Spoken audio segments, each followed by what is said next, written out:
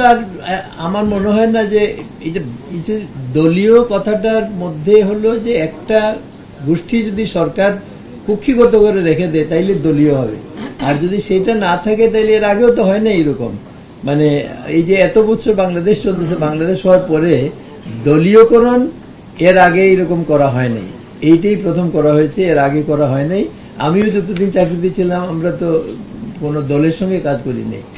তো এইটা এই ধারাটা যেটা হয়েছিল এটা 15 বছরের একটা এটা আমার মনে হয় না ভবিষ্যতে থাকবে। তো আমার অভিমত সেটা, আমি মনে করছি যে এটা হবে না। না না, এটা তো থাকবে না, এটা তো হবে না। কারণ হলো যে চাকরিতে রিক্রুটমেন্টের ক্ষেত্রে তো এখানে একটা জিনিস আছে, চাকরিতে মানে রিক্রুটমেন্ট বিভিন্ন ব্যাপারে পুলিশ ভেরিফিকেশন একটা ম্যান্ডেটরি, এটা আমরা রিকমেন্ড করতেছি, এটা থাকবে না, কোথাও থাকবে না। আপনি নাগরিক পাসপোর্ট নেবেন, আপনার নাগরিক অধিকার, আপনাকে পুলিশ ভেরিফিকেশন কেন বলতে?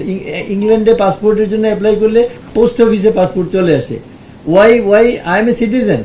এখন আমি পাসপোর্ট, আরেকটা জিনিস হলো, এটা অবশ্য আমাদের কমিশনের কিছু না, বাট আমার সবসময় অ্যাটিটিউড হলো যে খারাপ কোনো লোক যদি দেশে আসে তো তাহলে ঢুকতে না দেওয়ার কারণ কি, বরং আমার ভিতরে আসলো আমার সুবিধা হলো। আর কেউ যদি বাইরে হয়ে যেতে চায়, গুড রিটেন্স অফ ব্যাড রাবিশ, চলে গেল, তো অসুবিধা কি?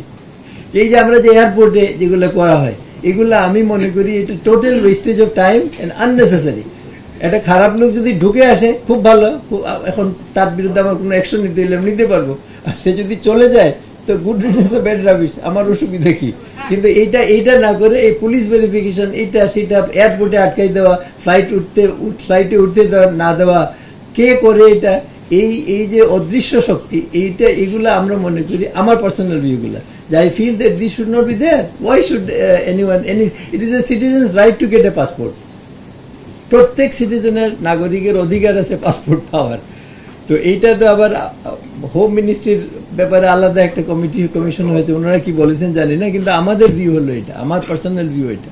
আমি একটা স্পেসিফিক কেস বলি। ডক্টর কামাল সিদ্দিকীর নাম আপনারা অনেকেই শুনেছেন, আমাদের colleague.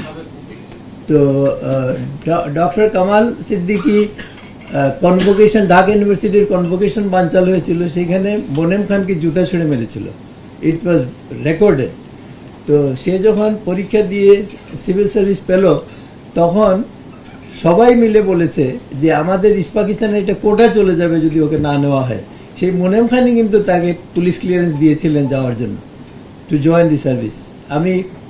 I hope Kamal Siddique will not mind আমি এটা বলেছি। ব্রেকফাস্ট, টিফিন কিংবা স্ন্যাক টাইমে মজাদার আয়োজন মানে অল টাইম ব্রেড।